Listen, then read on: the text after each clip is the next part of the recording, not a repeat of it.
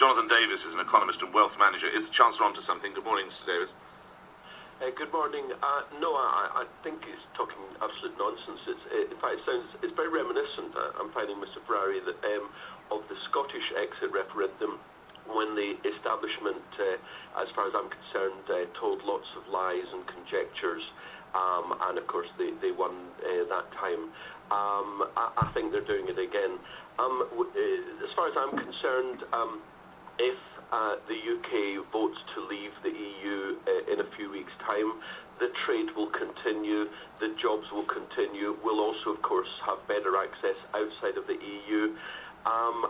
It's been calculated that because, for example, we can't import cheap food, high-quality cheap food from Africa and other parts of the Commonwealth, that in fact our grocery bills are £1,000 a year more than they need to be.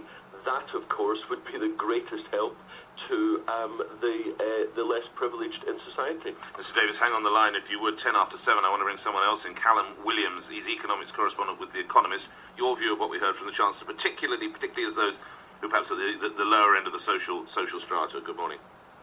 Good morning. Well, I think it would be wrong to say that the Chancellor is absolutely, definitely right in what he's saying.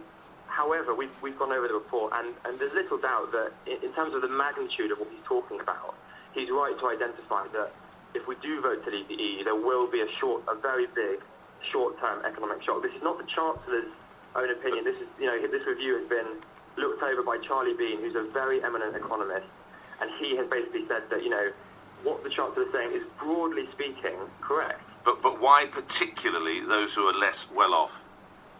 Well, because these are the people who are in jobs which tend to go first when there's a downturn. So when jobs such as what? What jobs are we talking about, Callum? It's young people, for instance. In a recession, young people always lose their jobs first, and that's why youth unemployment went up to 1 million people at the height of the last recession.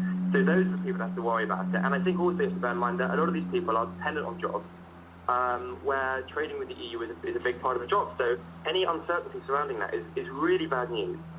What is it that will be triggered then that will cause a recession and cause people to lose their jobs, in layman's terms? In layman's terms, it's things like, if you're a big company who wants to expand, let's say you're, Sainsbury's or something like that. Yes. It doesn't have to be Sainsbury's, but you might be Sainsbury's. You might put off opening a new store, you may even close down a new store because you're simply not sure in what position the UK economy is going to be. I mean, this is particularly the case for banks, for consultancies, and for law firms who basically put everything on hold until June 24th.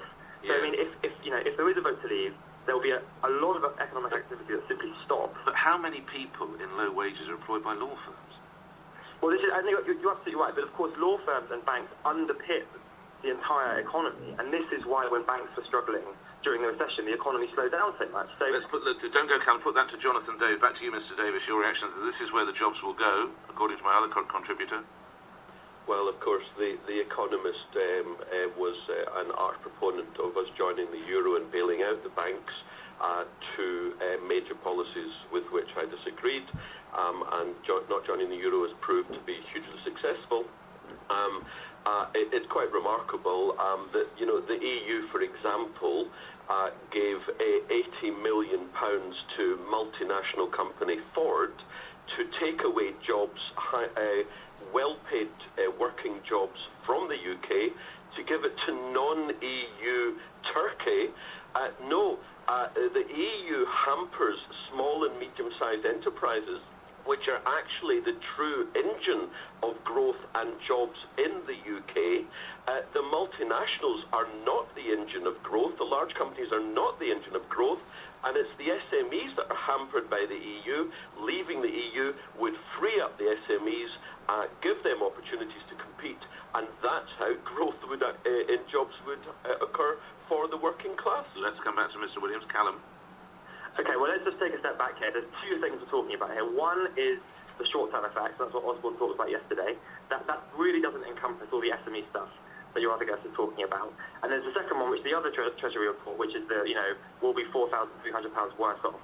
Both reports were solid analysis, and I don't think we should lose sight of that fact. No one is saying that this is exactly, definitely what will happen. We have to think in terms of what's generally the direction of travel. And the direction of travel is very clear. If we vote to leave the EU, we'll be both in the short term and the long term worse off. Last word to you, Mr. Davis.